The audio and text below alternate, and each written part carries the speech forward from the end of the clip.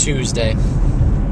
It is winter outside, although you couldn't tell from looking. It's about 40 degrees right now, 35, and all the snow's melting. It's pretty cool, but I've been trying since the beginning of the year to exercise and eat regular and eat real food instead of just eating, excess crap and drinking too much. And so the grown-up discussion for today is on eating, and it's also about the change in taste and your ability to consume food as you get older, specifically the shit that you eat when you're younger. I think when you're a kid and your oven's burning real hot and you're just burning calories all the time and you're active and you're always doing something, you can totally get away with eating the processed stuff, and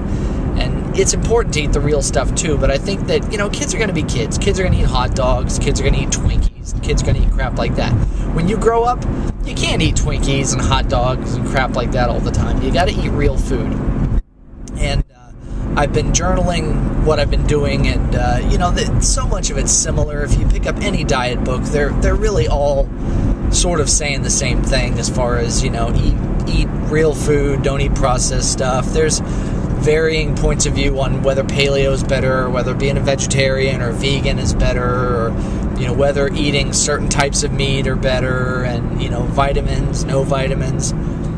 Shop around the perimeter of the store. Don't buy boxed stuff. Don't buy refined stuff. Don't eat white stuff like rice and refined flour and stuff like that. And it's all kind of smacks of the same theme. It's basically eat real food regularly and try to stop putting processed crap into your body. So I've really been trying to do that this year, and it's been a little bit difficult at first, but now it's to the point where I just don't crave that other stuff. I don't crave fast food. I don't really crave the junk, and I'm trying to actually do some research so I can be better informed above and beyond the hokey diet books, 17-day this and 30-day fix that, and all that stuff's great. I mean, that stuff's very grounded in truthful,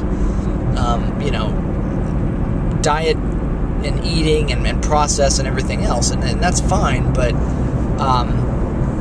I think for longevity, you can't think of those things as diets. You have to kind of look at your lifestyle and realize, that you need to make changes, and that you're a grown-up, and that you can't stay out all night drinking and then, wake up and eat cold chicken wings and pizza and be okay in the morning. You got to kind of work at it a little bit, and so I'm trying to assemble some recipes that I like, that I can just eat over and over and over, with the understanding that for me, food is fuel.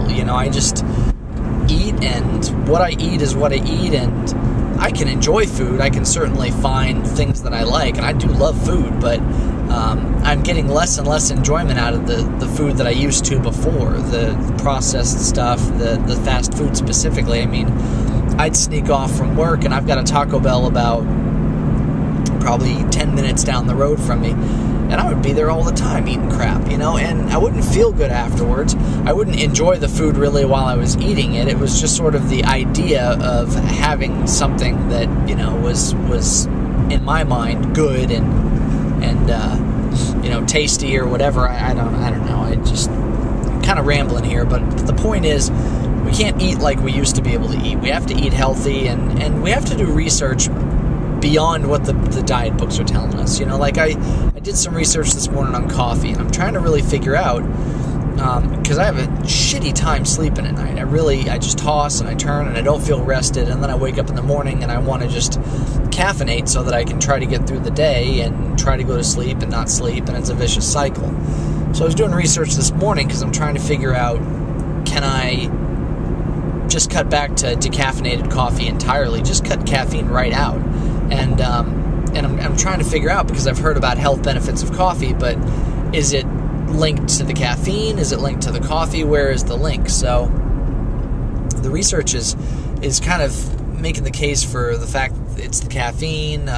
Some of it says, well, even if it's decaf coffee, it has this effect on your liver and Parkinson's, apparently, if you have onset Parkinson's, the caffeine can help you with the shakes and stuff like that, which seems a little counterintuitive. So I'm trying to do the research because I'm trying to be informed, and I'm trying to find out what works for me.